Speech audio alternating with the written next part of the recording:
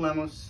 I'm 15 years old, and I would like to share something with you guys. I am born and raised in LA. Who else is born and raised in LA? Woo! Woo! Yeah, I'm born and raised in LA, which means I was born with a certain condition.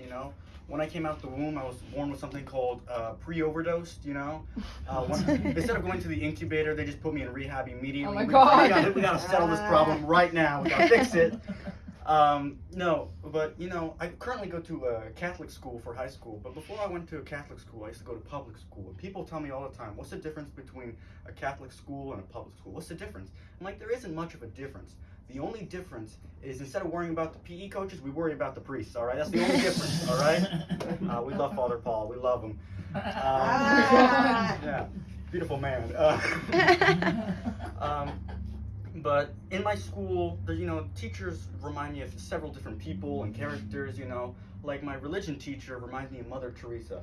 She's this sweet, loving woman, yet I know she's hiding something. I know for a fact. I know you're hiding something, all right? And my math teacher reminds me of Homer Simpson because he's fat, balding, and I know he has an alcoholism problem. He's also hiding that. Everybody's hiding something, And the priest at my school reminds me of Andrew Cuomo, but it's not for what you think. God. He just got big hands and he's Italian. The only thing he has.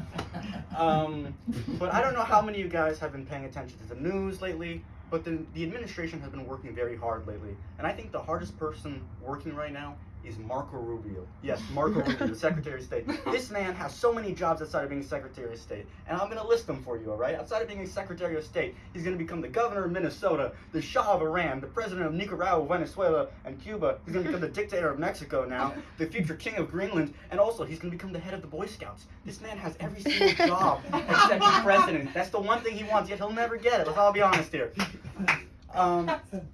But, I'm going through high school right now, and I just was in this situationship for a good long while,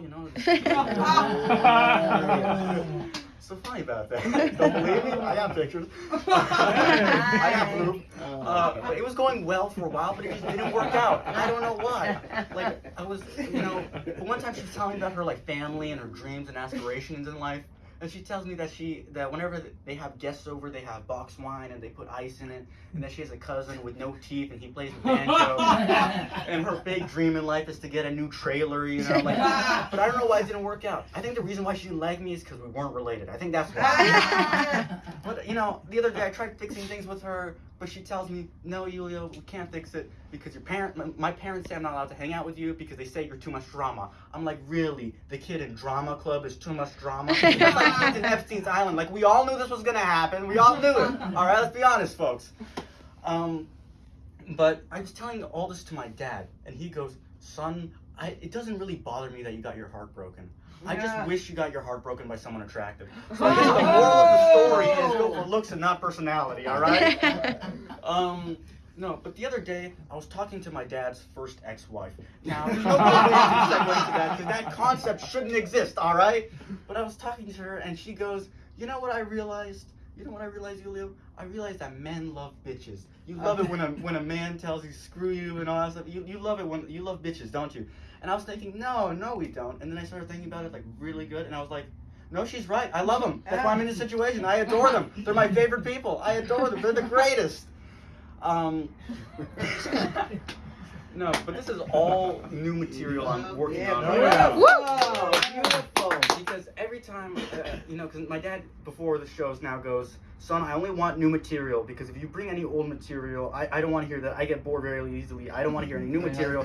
I'm like, he's treating my jokes like one of his marriages. I'm like, dude, you can't do that. You can't do that to me. I'm your son, not one of your wives. All right, who do you think you are? I'm your father. Like, no, you're my roommate at this point. No, but today in class, I was hanging out with my religion teacher and I was practicing some material on her, And then I told her, one of my classmates said, "Are you Jewish?" Because everyone thinks I'm Jewish. So I asked my religion teacher. I tell my religion teacher, "Oh, I'm not Jewish," and she goes, "You're not? You're not?" And I went, "No, you've seen me in mass eating the bread." And she goes, "I thought you were hungry. I thought that's what was going on. I thought you were hungry."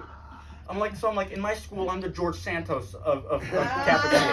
I'm Jewish, all right?